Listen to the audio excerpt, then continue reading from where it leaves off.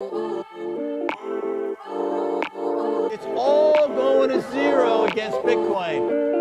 It's going up forever.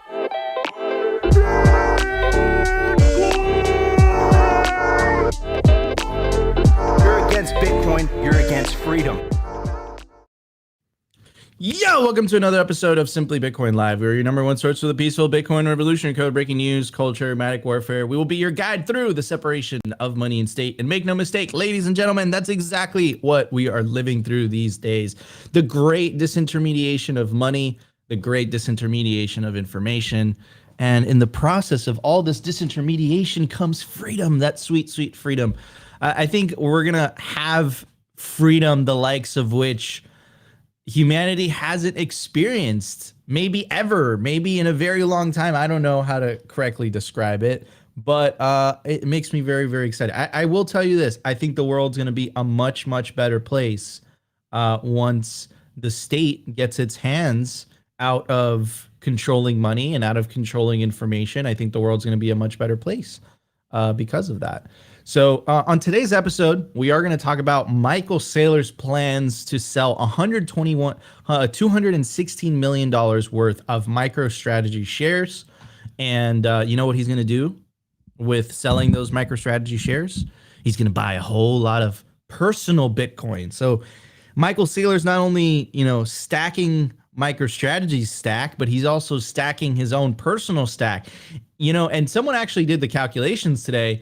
Once Bitcoin hits $1 million per coin, Michael Saylor will be richer than Elon Musk. So I think the Chad Saylor is going for the top spot, by buying Bitcoin. I think that's pretty badass. I think the only person richer than him would be Satoshi. But I don't think Satoshi's coming back. So anyways, it's going to be a great, great episode. I'm really, really excited for it. We also have a very special guest today to talk about very interesting topics. And of course, we have Michelle Daly. No. We have Michelle Yearly. No. We have the one, the only Michelle Weekly. How you doing, Michelle? Hey guys, I'm good. Welcome to the show. Super, super happy to have you on. We should have had you on way sooner. So we're hyped. We're here now. We're here. We've crossed the bridge. All right. And of course, my legendary co-host, he's always optimistic. The one, the only, the Optimist Fields. He is not smiling today. We have a problem.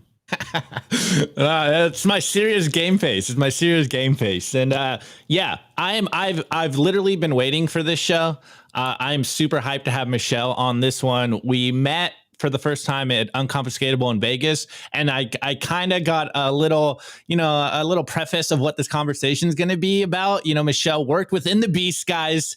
And I think this is an episode and that I'm, like I said, so excited for this. And I think this is going to be one of those great episodes. Hence why we brought you on the live show, so we could get as much reach as possible on this conversation.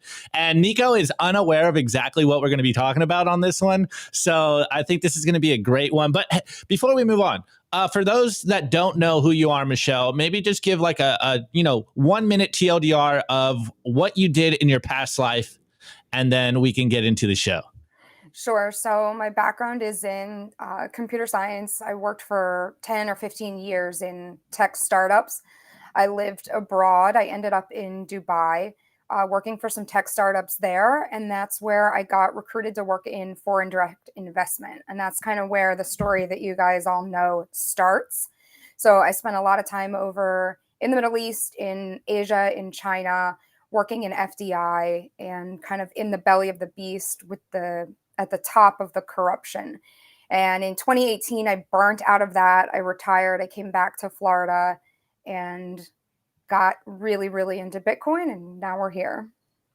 I love that. That's great. What a crazy story. So you're a world traveler, going to different places, experiencing the insides, the how this is how all of this is working internally. Yeah, this is crazy. I can't wait for the culture. Opti, maybe we should do the culture first. I want should just shake it up. I want like a good block for Michelle on today's show. So maybe we just kind of like get through the numbers and the news as quickly as possible, so we give Michelle as much time. Okay, let's do that. Let's do that. I'm really excited for today's episode. Guys, strap in. Let's jump straight into the numbers. Let's do it. The Bitcoin numbers. Is your Bitcoin in cold storage really secure? Is your seed phrase really secure? Stamp Seed's do-it-yourself kit has everything you need to hammer your seed words into commercial-grade titanium plates instead of just writing them on paper. Don't store your generational wealth on paper.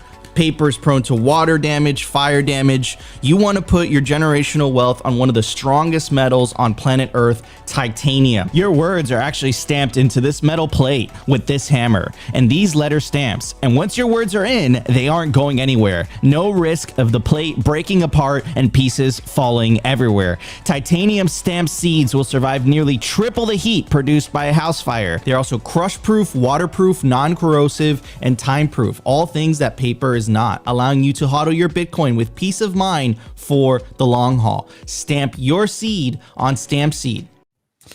All right, everybody. We have a lot of numbers to go through. And of course, you guys know the deal. I dropped a glass water bottle on my laptop yesterday and it absolutely cracked the screen. So I'm using my wife's laptop. Do not let Nico divert you from the signal. Make sure you are not using plastic water bottles. Yeah. I mean, I think BJ Ditcher was trolling me a little bit. Yeah, he's in the chat. He's in the chat right now. Oh, BJ's in the chat. We gotta bring BJ on the show. We gotta bring BJ back on the show. BJ is an absolute legend. Freedom fighter. Living freedom fighting legend. Okay. Anyways, I made it super easy for you guys. Scan the QR code on your screen. It'll take you directly to the Stamp Seed website. And you can get yourself a Stamp Seed. Just show it off, Opti. Show it off. There you go. There you go. Show off the special edition Simply Bitcoin Stamp Seed. You can use promo code Simply to get yourself a 15% discount. At the time of recording, the Bitcoin price is 44,235 sats per dollar, 2,261 market cap. $866 billion, decline from all-time high, 35.9%. Days since all-time high, 784 days. Bitcoin versus gold market cap, 6.36%. Supply percentage in corporate treasuries, 8.7%. Total Lightning Network capacity, 4,955 Bitcoin. Block height, 824,355. So in the grand scheme of things, Bitcoin is still baby. Anyways, today's numbers section, we're going to show another commercial that Wall Street is already advertising these ETFs and hasn't even been approved yet. And they're getting in the know. They get the most interesting man in the world. They hire that guy. They make him, to mention Satoshi. They're paying a lot of money to use popular music. The rights to use popular music in a lot of these commercials. It's absolutely crazy what is happening right now. Anyways, so here's Bitcoin Magazine. They retweeted one of the latest commercials, and let's take a look at it. Let's check it out. 15 years ago, a revolution was born, not in the streets, but in the silent depths of the digital world. A defiant spark, a whisper of change in the aftermath of the financial crises. They called it Bitcoin, and the very first block was created 15 years ago today. Bitcoin embodies empowerment in the digital age. Its fixed and predictable supply makes it a potentially robust store of value, free from the control of any individual. They put jazz music? The white paper displayed above me laid the foundation for this novel technology, offering a solution for people anywhere in the world to securely send and receive digital money using the internet. Like any 15-year-old, Bitcoin is still a teenager. People are still trying to understand its place in the world. But one thing is certain, we are committed to helping you understand and explore the transformative potential of Bitcoin.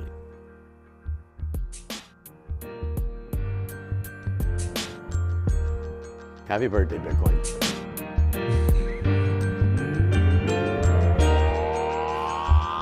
Okay.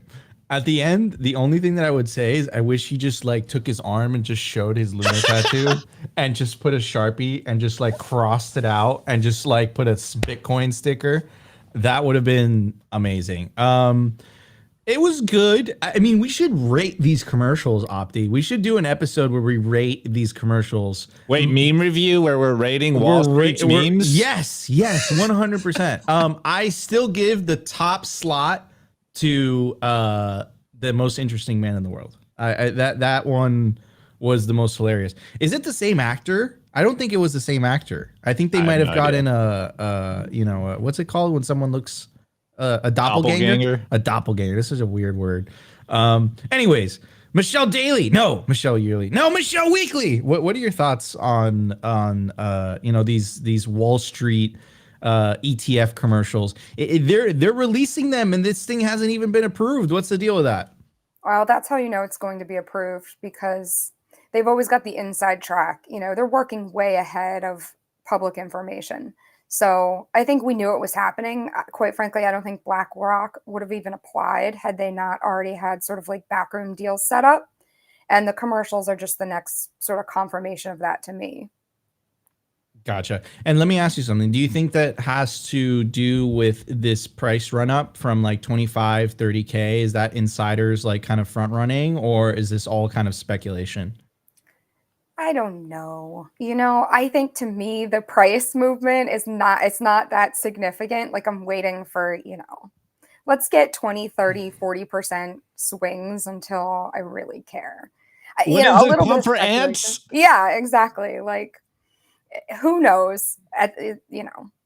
So one of the common themes this cycle, and the legendary American HODL has been talking about it, which is this idea of the diminishing returns. A lot of people are, kind of bummed out. They perceive as Bitcoin's, best days were behind it. What would you say to those people? Is there still opportunity in Bitcoin?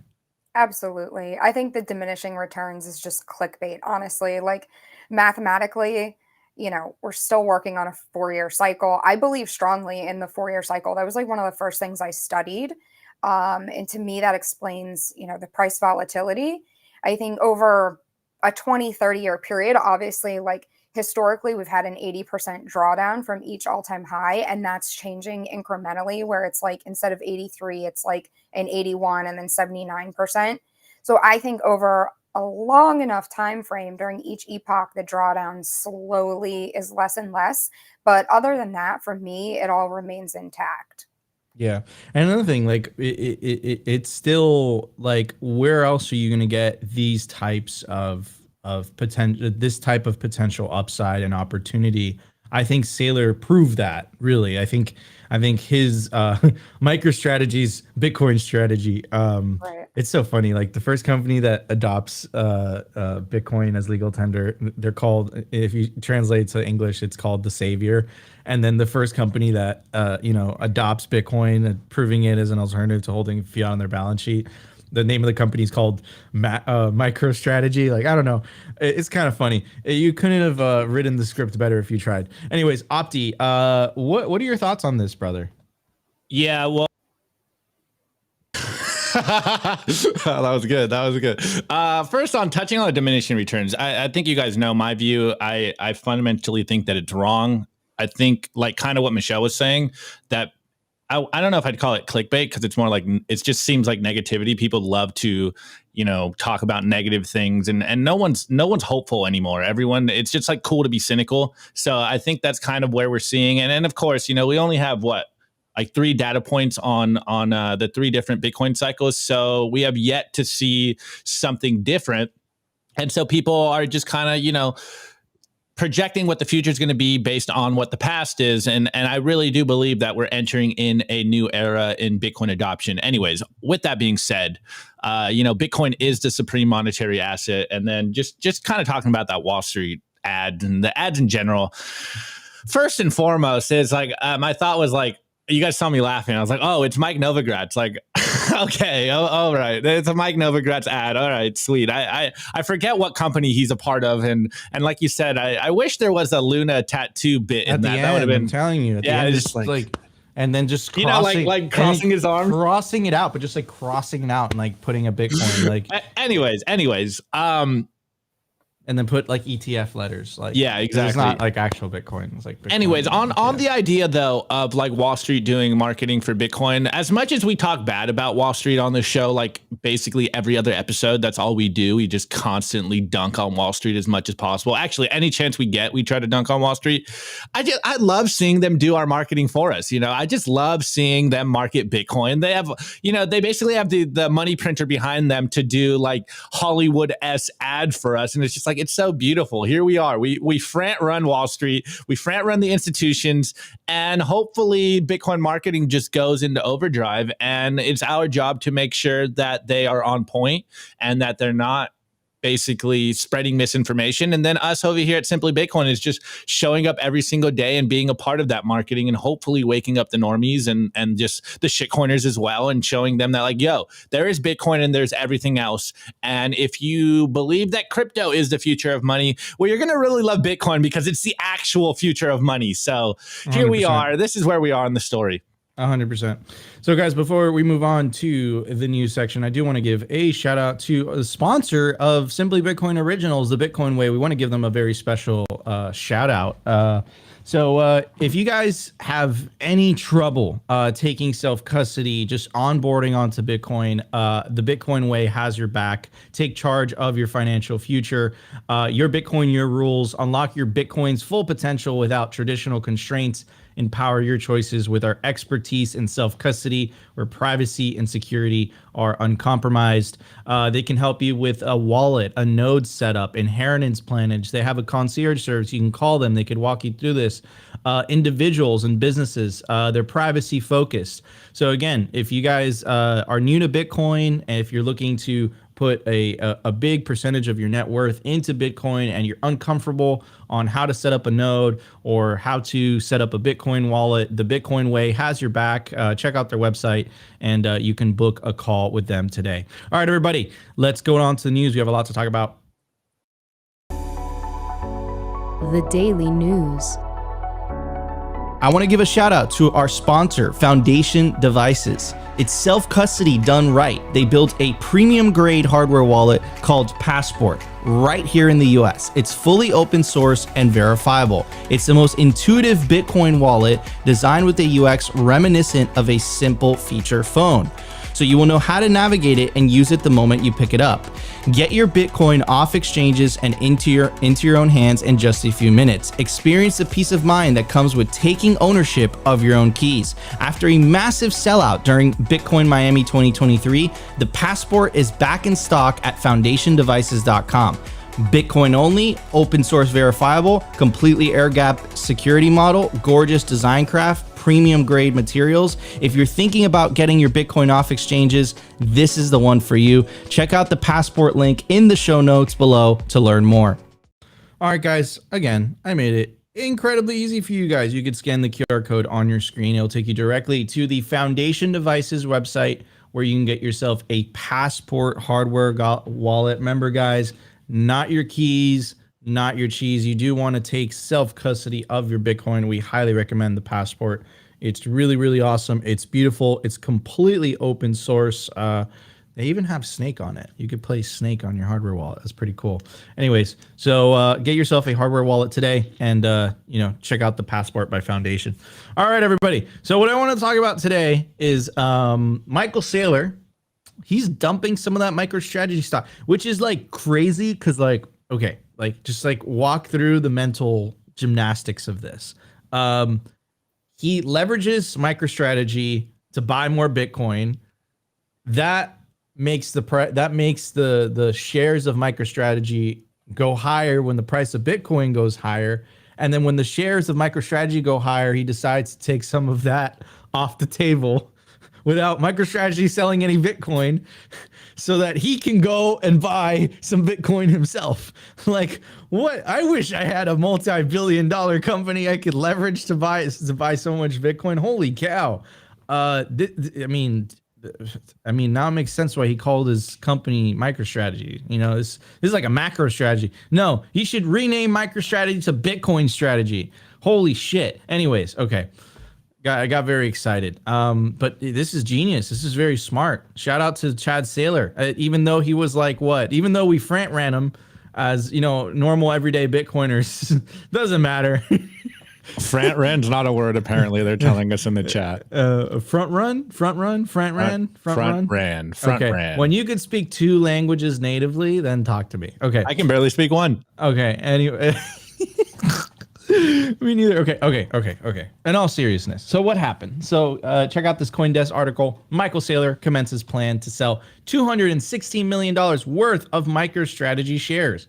Saylor said earlier that he would use the proceedings from the sales to address personal obligations and buy more Bitcoin to his personal account. MicroStrategy executive chairman Michael Saylor began to sell $216 million worth of company shares on Tuesday, according to a regulatory filing with the SEC. The document shows that Saylor intends to sell 310,000 shares. These shares were awarded as stock options in 2014 and were set to expire in April 2024.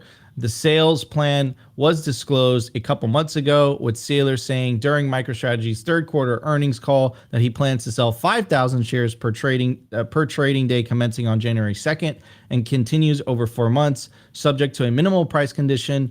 The quarter's 10Q filing said he could sell up to 400,000 shares of his vested options through April 26, 2024. So they asked him about it on a podcast that Michael Saylor went on recently. We have the clip for you guys. It's about a minute long. Let's check it out, and then we will talk about it. And the first question is for Michael. The 10Q discloses that Michael entered into a 10b5-1 plan to exercise MicroStrategy stock options. Can you please provide further color on the plan and the thought process? Sure. Yeah, thanks for that question. I was granted a stock option in 2014 with respect to 400,000 shares, which is going to expire next April if I don't exercise it by then. For almost a decade now, at my request, the company has only paid me a $1 salary, and I have chosen not to be eligible for any cash bonuses. Exercising this option will allow me to address some financial obligations as well as to acquire additional Bitcoin for my personal account. Under my trading plan, I plan to exercise and sell 5,000 shares on each trading day, beginning on January 2nd, 2024, and ending on April 25th, subject to a minimum price condition. This means the sale will take place over almost 4 months. If you'd like more details about the plan, I would refer you to the 10Q. I continue to be optimistic about MicroStrategy's prospects and should note that my equity stake in the company after these sales will remain very significant. Okay, so hold on a second. The biggest like mic drop moment, because it's like a very serious conversation, right? Like he has a lot of eyes on him. It's like a very serious, he's like, that's an excellent question. He doesn't want to spook his shareholders. He has these obligations. He's like, I still have significant equity. I'm not rug pulling you guys. But just so you know, not only do I have to meet financial obligations, I'm using some of that money to buy more Bitcoin. And I thought that was so effing badass to say that in such like a serious interview. You can't fuck around there, right? Like if Opti and I were there, that the security guards would come in the room and escort us out. Right. So like, it's very serious. Like you can't just fuck around and like, smile and like, make a joke and it's going up forever, Laura. Like, he has to be serious. And his way of being serious was like some financial obligations, but I'm also going to buy more Bitcoin. That's a really good sign. Obviously we know the Chad Saylor, we know how strongly he believes in this. But talk is cheap. Actions, I think are not only do they cost more, they speak louder as well. And him continuing to stack at the rate he's stacking for MicroStrategy, and now using some of these shares that he's selling, these do you blame? Michelle, you have more of a background in this. Like, these are options; they're gonna expire. Like, that's just money he's leaving on the table. Like, it makes perfect sense that he would want to exercise those options, right?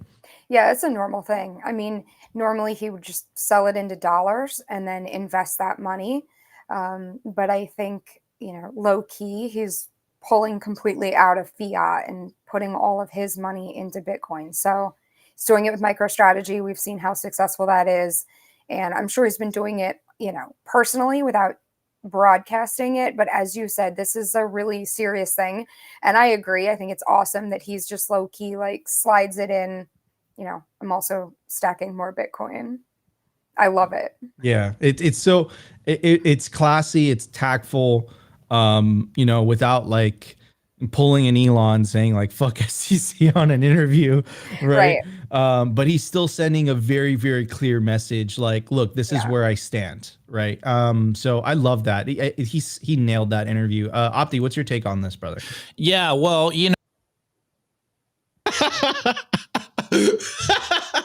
I also wish I had this. I was going to say like unlimited money printer, but it's obviously not unlimited. But we've seen him do the strategy with MicroStrategy. And like Michelle said, he's obviously most likely doing this on a personal level, but you just love to see someone putting their money where their mouth is. And, as everyone's saying in the chat, like actions speak louder than words. And it really just goes to show that once you have true conviction in Bitcoin, it's literally the sell all your shares meme, but like on a corporate level. And until other big billionaires figure this strategy out and realize that it's work, like Saylor is going to be so far out of the door that it's just... He's really angling to be either the richest man in the world or one of the richest men in the world by doing this strategy. And it's absolutely incredible to watch. People can say all they want about Saylor, but he is so balls deep in Bitcoin. It's absolutely incredible. And I just wish we had some stocks to sell, Nico. Like I wish we had this kind of market cap so that we could do this strategy ourselves. But it just goes to show that I really do think that 2024 Opti's a closeted contillionaire. That's why he dated Chrissy Lagarde. Well, look, let's be honest here, guys. Like, we live in a fiat world. There are fiat strategies that do work, love them or hate them. This is almost like I wouldn't say it's necessarily like a speculative attack on the dollar, but like he's playing the fiat games to his advantage to stack more Bitcoin. Like, how can you really hate that? Of course, who am I to even judge Saylor in the first place? He knows a lot more things than I do. He's a literal rocket scientist. So it's just, hey, man, I wish I could stack like that. My favorite part is I don't think he's even driven by trying to get richer than Elon. I think he's genuinely driven by like getting out of fiat, which is the best part. 100%. Like he's already rich. Yeah. No, he said he was gonna retire, right? He said he's like, before Bitcoin, I was just gonna retire and like right into the sunset. But I saw this and it was like, wow, like not only is this a major opportunity, but I like, if this works out, which I think we all think it will because of Bitcoin's incentives, I think we can leave the world a much better place than, when we it like dies. The comments are savage. Okay. Anyways, guys, I do want to dedicate the rest of the show, about 30 minutes, to talking to Michelle Weekly.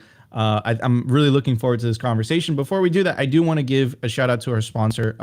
These Bitcoin companies, guys, are what makes this show possible. They keep the lights on, they pay the bills.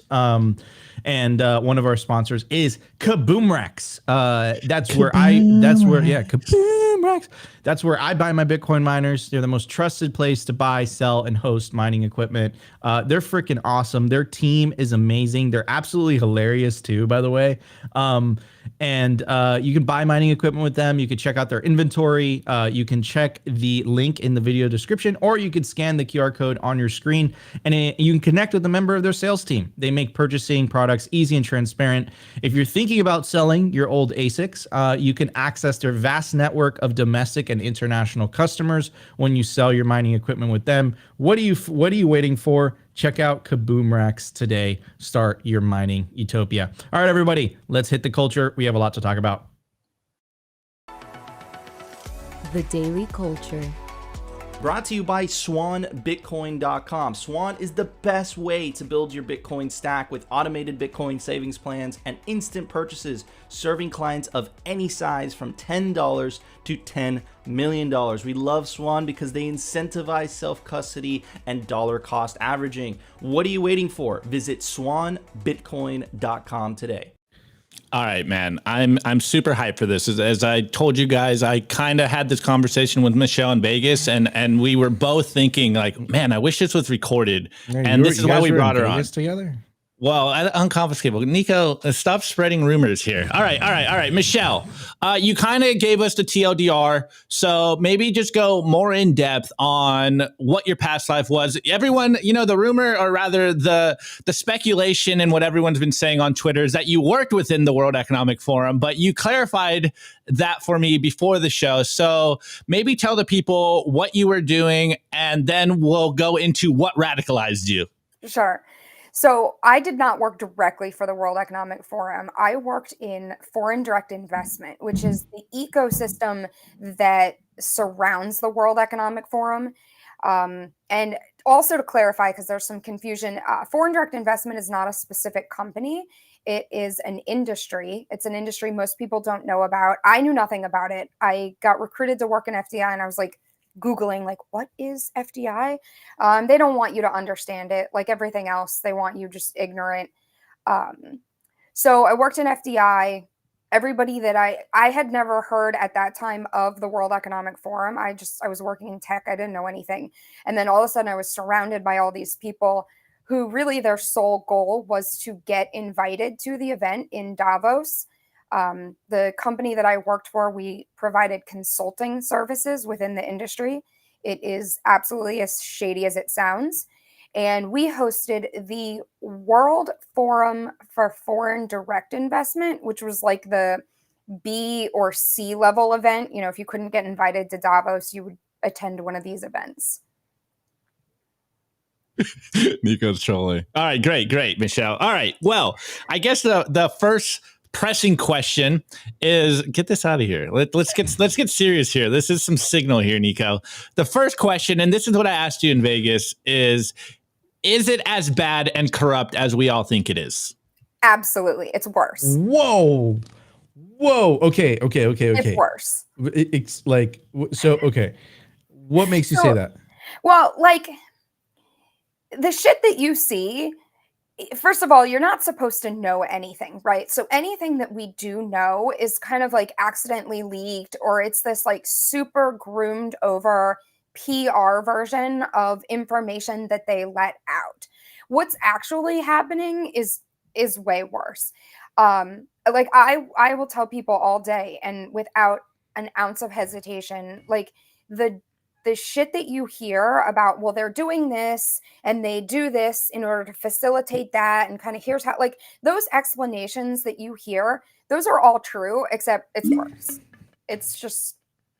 It's all corrupt as shit. There's like 100 or 200 people at the very, very top, and they're all making the decisions that affect everything.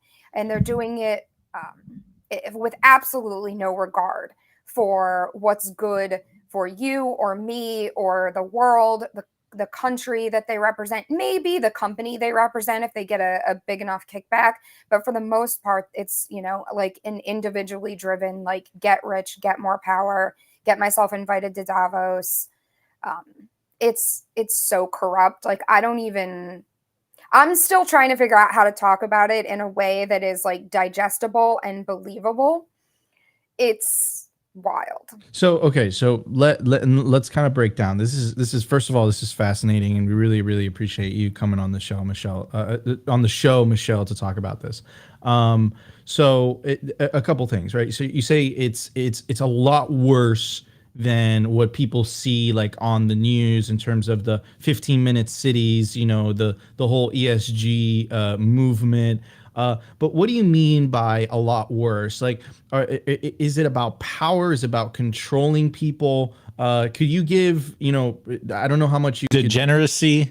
Hold on, without going down that route, but without getting into like, if you can get into specifics, but like, what do you mean by that it's a lot worse? Yeah.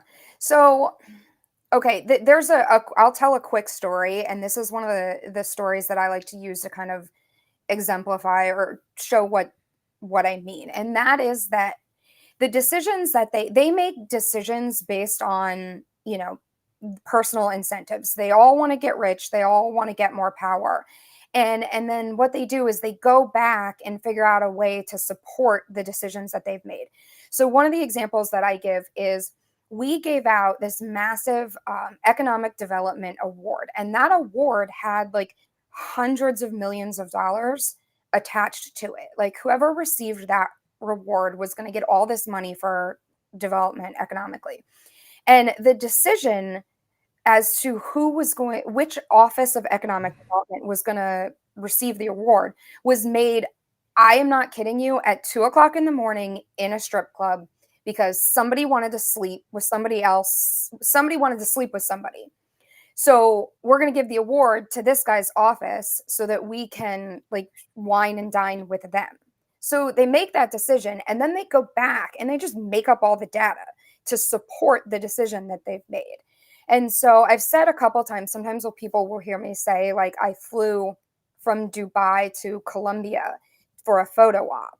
And it was related to this. And the reason that they paid for me to fly all the way, that's a really long flight, was because they couldn't just put anyone into that room. They didn't want anybody in the room to know how the decision was made. You can't ask questions. So you have to be willing to participate in the bullshit, the lies, in the fact that everything is made up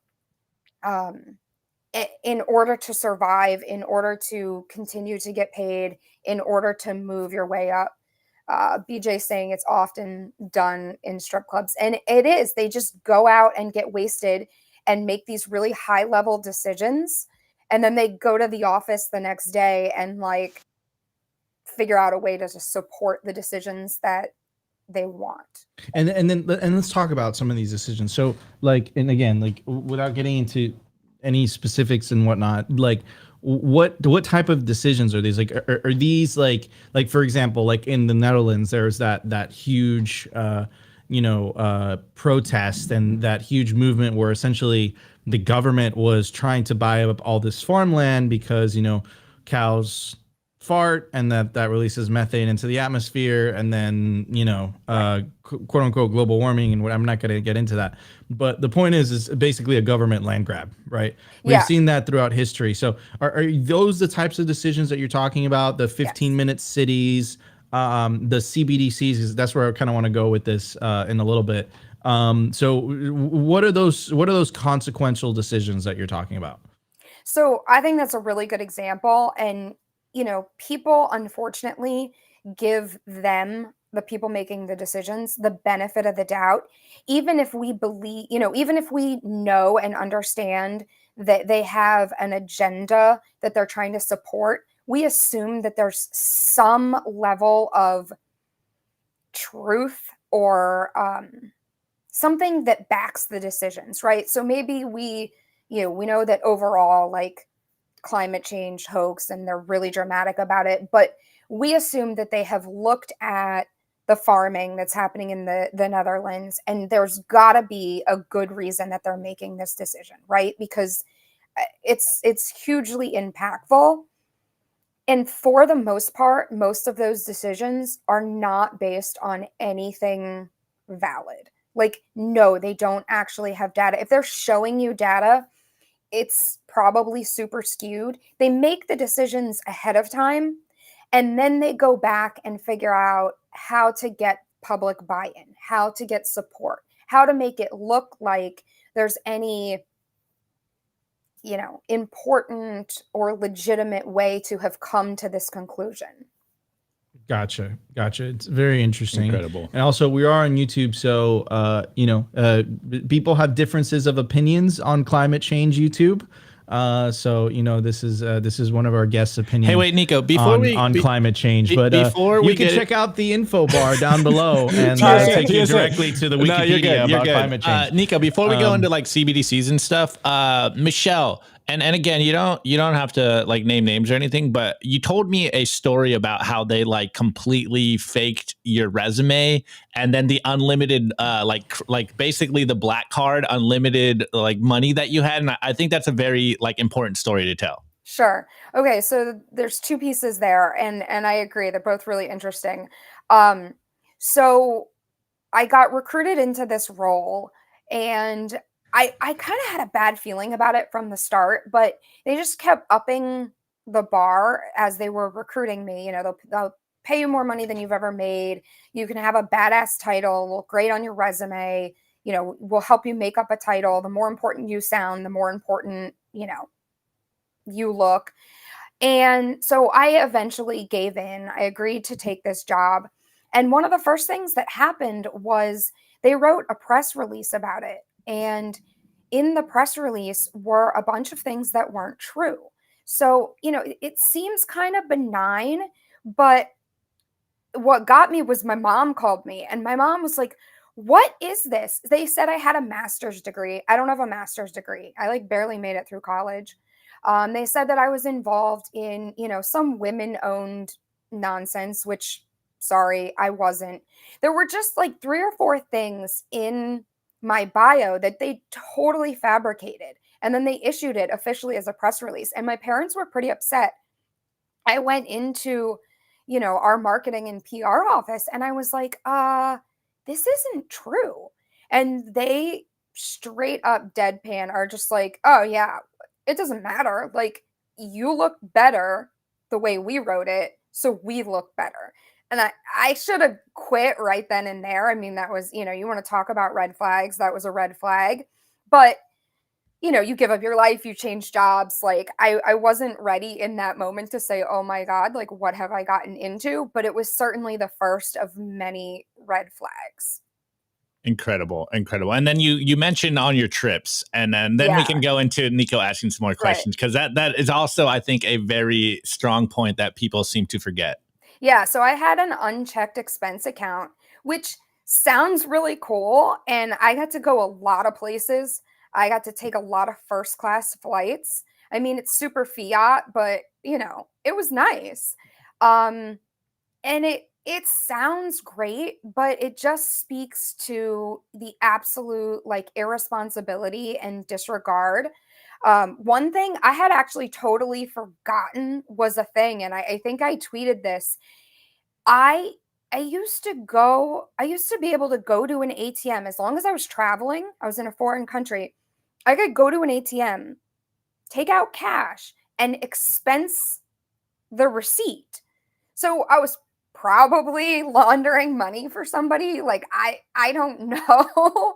But that's how, I mean, that's the level of irresponsibility that's happening. You know, yes, I benefited for it a little while, but you know, the other piece of that is like, who was I? I mean, I was really kind of a nobody. Like, you know, I was global director for this consulting company. And so I think the thing is if you look at where I was on the food chain and the amount of benefit that I was given, and you draw that out and imagine you go up a couple of steps and you just can't even fathom like the benefits that these people are receiving or taking, you know, depending on how you look at it. But if they gave that to me and I was a relative nobody, you can't even begin to imagine what like the C-level executives are doing, or, you know, the people that are actually at Davos. This is crazy. And what value, like, so like what value do they provide? Like what, like, you know, you're extremely well paid.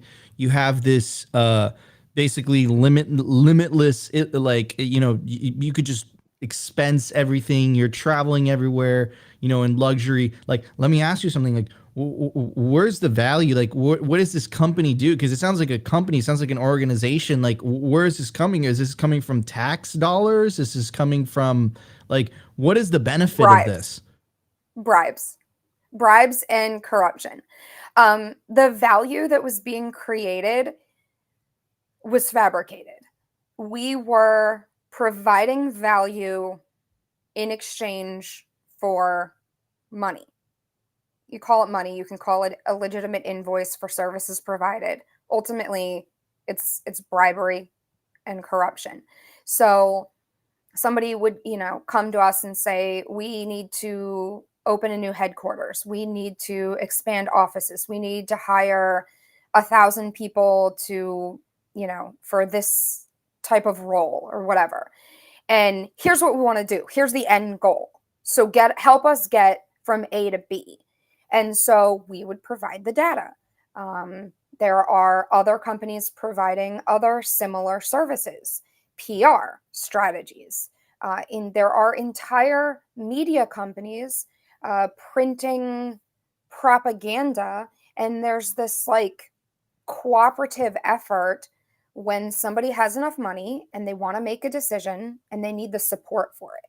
So in terms of like real actual value to the world, kind of none. I mean, it might even be negative. Like, oh yeah, yes, because it's lies, and it's like, here's the data to support the decision that you want to make.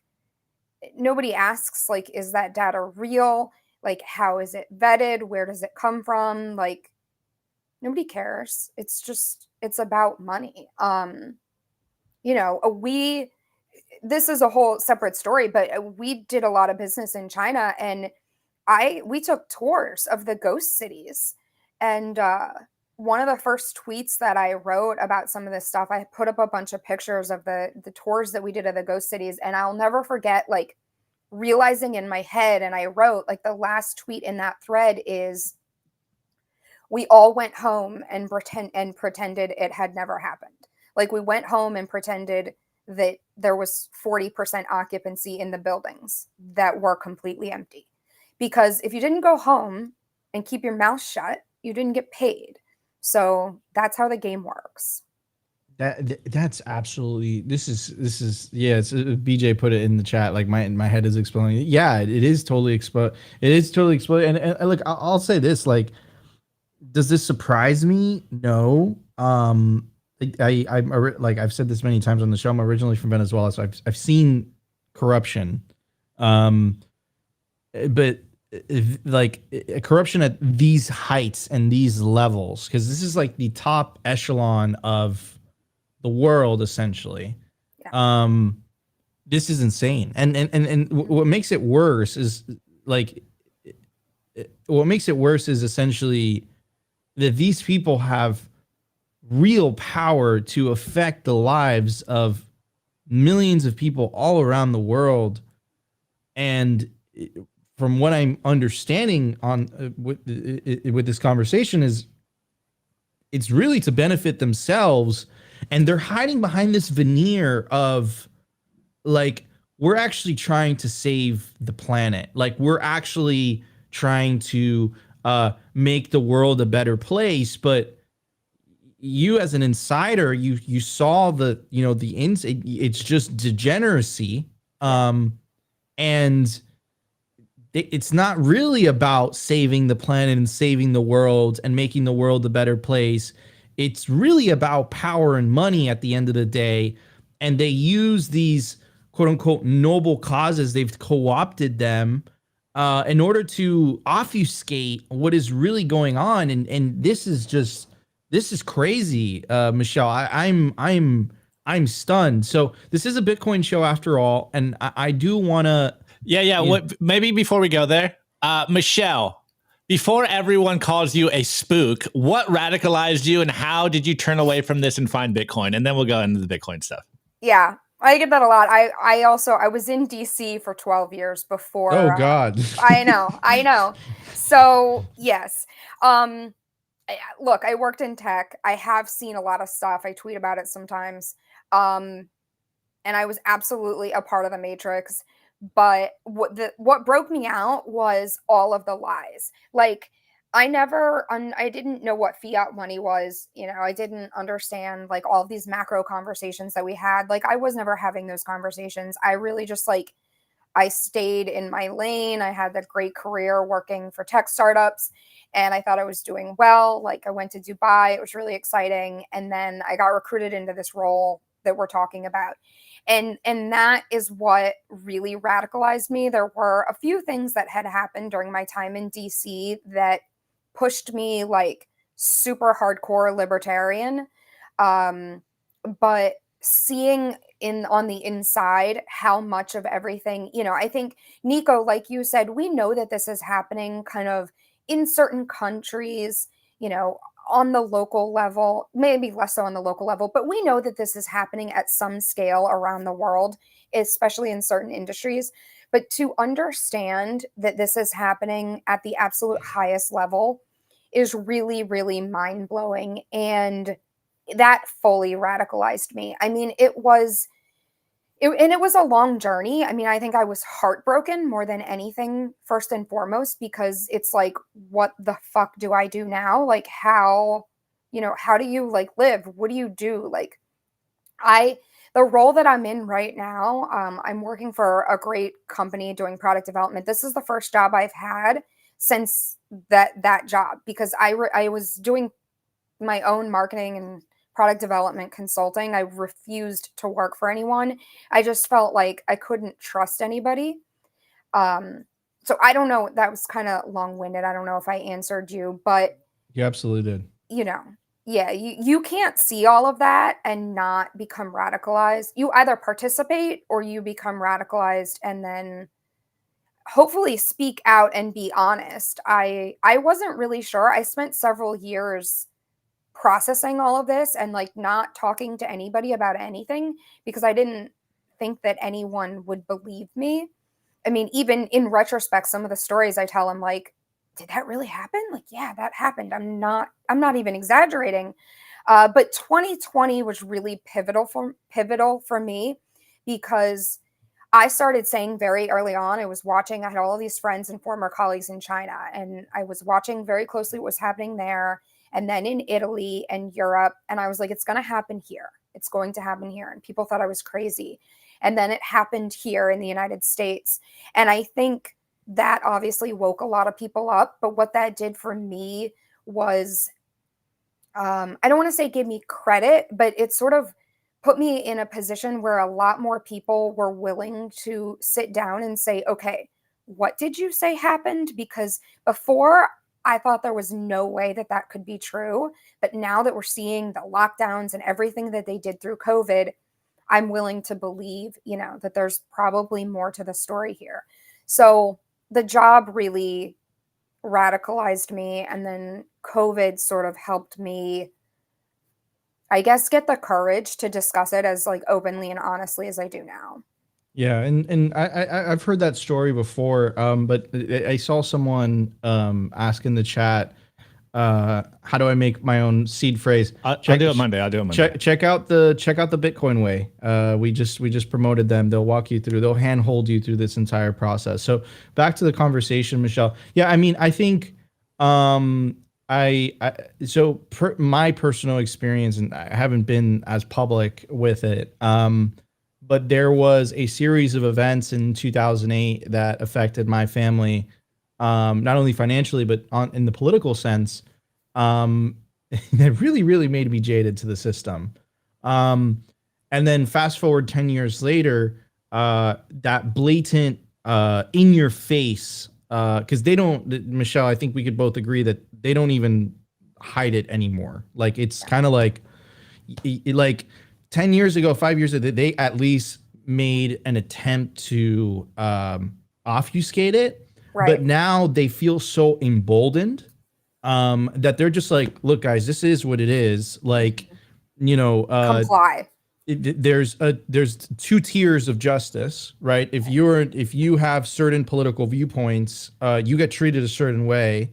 If you have other political viewpoints, it doesn't matter what you do.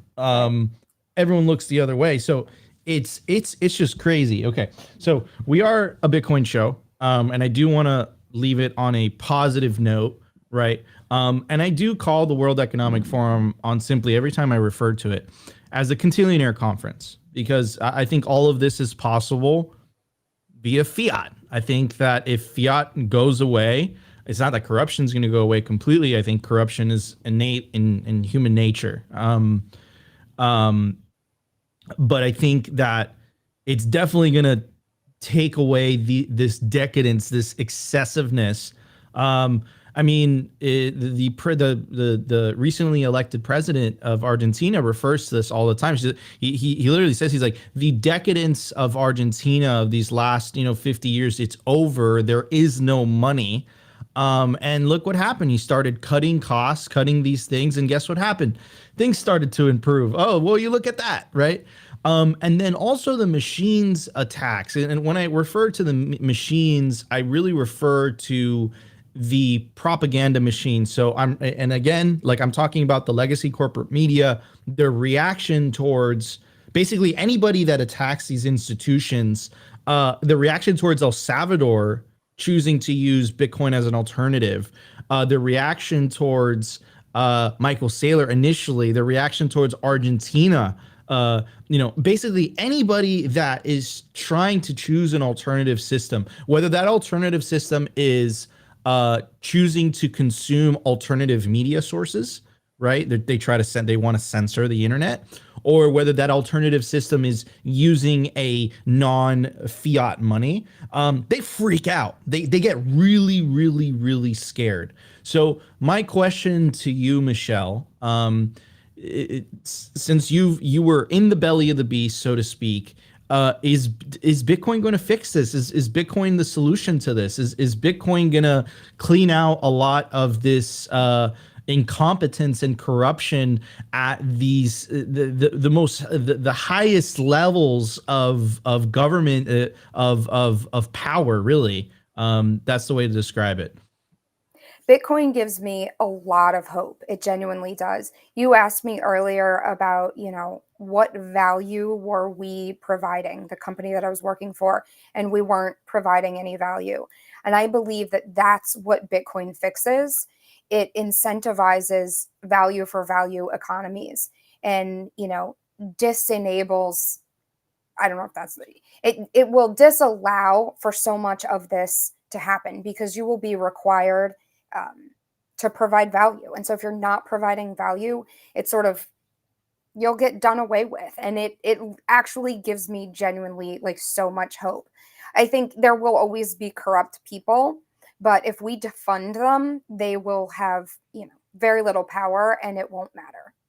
Yeah, I really agree with the theory from the sovereign individual. I think is the most fitting, right? Where essentially they make the case that it's if you separate money from state and people choose to opt out of non-state money, it makes politics irrelevant over the long run, because essentially the grift of the politicians, instead of doing good by their constituents, really getting as close as humanly possible to the money spigot, that grift ends. Like, that unlimited expense card would not be possible without a fiat money printer. Right. Exactly. It would not be possible. That wouldn't be an economically viable business. But my only concern, and Michelle, I think we were in a Spaces together when I was hosting it for Swan, is the attacks by the state. So the recent one in the United States, which we've been providing a lot of coverage on, is the Elizabeth Warren bill. She's gotten 20 senators. By the way, there's 100 senators. For anyone who's not in the U.S., there's 100 senators in the Senate. She's gotten 20, right? You need, ideally, you really need 60 for it to really pass. But, so she's still ways off. But the fact that 20% of the U.S. Senate has agreed to essentially kill Bitcoin in the United States, self-custody, the Bitcoin mining industry, peer-to-peer transactions, not to mention the attacks on quote-unquote unhosted, which is bullshit. That's not even a term. Basically, they don't want you holding money that they can't confiscate at the flick of a switch. They don't want you holding unconfiscatable money. And there's attacks in the United States. There's attack in Europe. And these people at this forum, not to mention their hubris and their need for power, but really Bitcoin is attacking their living, right? It's attacking their bottom line. So, and when you attack someone's bottom line, that's really when you're going to see the most aggressive, response coming out of people. Does that worry you at all? Because we are getting into, I would say we are in the then they fight you stage right now. That's what I was going to say. The then you fight you stage is here. It doesn't really concern me, because to me, this was inevitable. I think this kind of started with COVID, the hubris of, we're going to lock you in your home. Like, all of the veils were dropped. So it doesn't really concern me. My only concern is for people that are maybe less informed, less educated, and therefore less convicted. I think, it may set adoption back a little ways because we're going to have more education to do. They are going to fight like hell. They're not going to let go of their power easily. So it's going to be a fight. And I think people are not necessarily aware of how serious the fight is going to get. But I also believe that we're going to come out on the other side and that we will win. Yeah, and I completely agree. I completely agree. I think I've said this on my Twitter, which is it's not Bitcoin winning that concerns me and keeps me up at night. It is the transition that worries me, right? And I think the transition is going to be very bumpy. But the way that you protect yourself, ladies and gentlemen, is taking that sweet, sweet Bitcoin into self-custody. Anyways, we are getting to the top of the hour. Michelle, it's truly let's give Michelle one last two stats on this topic and everything in general, and then we'll wrap this one up. Hold your Bitcoin in self-custody. I mean, it's really that simple. I think people try to make it complicated and play out all of these scenarios, and it is really that simple. If you want to defund the state, defund the federal government, stop the obscene overreach that they're attempting, you can defund them by converting every dollar of fiat that you have, put it into Bitcoin, put it in cold storage, and do nothing. Do nothing else. Just wait. Don't let them fearmonger you. They may or may not make you a criminal. Let them. Just wait. That's it. And speak up. Like I say this all the time, speak up, because if everybody stopped, their power relies on people being unwilling to speak up against them because they're afraid. And if more people just spoke up about how much they disagree with and how crazy all this crap was, it would end it sooner. It'll help accelerate this from one stage to the next. 100%. Incredible. 100%. And these are crazy times. And I think, it really comes down to that. I can't find the specific quote. I'm having trouble finding it specifically, but there was a quote by the author of the Gulag Archipelago. And essentially this was a gentleman that this book basically exposed the crimes and the atrocities that were committed in the Soviet Union. And one of the things that he said is if people just rose up and just spoke the truth rather than living the lie, none of this would have happened. And you were referencing it earlier, when you were speaking, is that you had a choice between compliance, selling your soul in the process, and going on with the lie, even though everyone knows it's a lie, even though everyone knows it's bullshit, but you keep going with it, or you have the choice of standing up, right? But they will attack you for standing up. They will attack you for speaking the truth. And as Bitcoiners, we have never been as empowered in human history as we are right now because of what Michelle said. The ability for you to write down 12 words or 24 words, and if you're in a pickle, you're going to memorize those damn words. And that gives you the ability to not only vote with your wallet, but most importantly, vote with your feet, is going to completely change the power dynamics between the individual and the state over a long time, over a period of time. I don't know how long that's going to take. But Michelle, I was pleasantly surprised and pleased. And I learned so much with this conversation, and it was truly an honor to have you on the show today to talk about this, because I think this is a very, very important conversation to have, and I really, really enjoyed it. So thank you so much for coming on Simply Bitcoin Live. We really, really appreciate you, and for really highlighting this and shining light on what's really going on behind the Contillionaire Conference, to put it nicely. And more power to you, Michelle. More power to you to even talk about this and continue to talk about this. And, we'll bring you back on soon and we can share more stories or whatever you're working on. We need to spread the signal. 100%. Thank you guys for having me. It means a lot, and the support of the Bitcoin community is invaluable. So I really appreciate you guys. It's an honor to be here, and I love you all. Love you too, Michelle. Love all the Bitcoiners fighting the good fight. Michelle, why don't you tell everybody where that people could find you on the interwebs? I am just on Twitter. My account is verified. It's the one with the blue check mark. I know it gets a lot of hate, but that's me. So it's just Michelle Weekly on Twitter. Awesome. So guys, you could find Michelle Weekly on Twitter. Guys, thank you so much for tuning in to another episode of Simply Bitcoin Live. If you enjoyed the show, make sure to smash that like button. Wait, Nico. Sorry. But Wine's in the chat yelling at us. T-shirts are on sale for a couple of days. I don't know how long we're doing the sale on our T-shirts. I don't know what the discount is. I think he dropped the price down. So scan the QR code. It'll take you directly to simplybitcoin.com website. And if you guys want to help support the show and keep us on air, you please buy our merch. It really, really helps us. But thank you again, Michelle. Really appreciate it.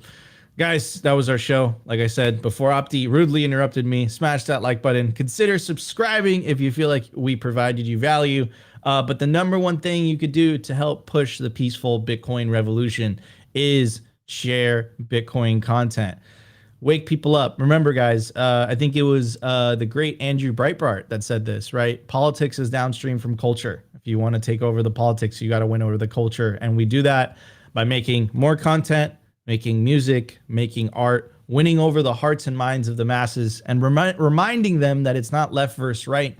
It is the party of orange, the party of freedom, Bitcoin, prosperity, opportunity, peace, versus the party of green, the party of slavery, the party of nihilism, the party of central bank digital currencies, the party of nihilism, the party of war, the party of the World Economic Forum. You got to decide what side you're going to be on in this fourth turning that we are all living through these days. Wine says there's 21 shirts left, so get yours while supplies last. Anyways, guys, love you all. We'll see you tomorrow for the Friday episode of Simply Bitcoin Live.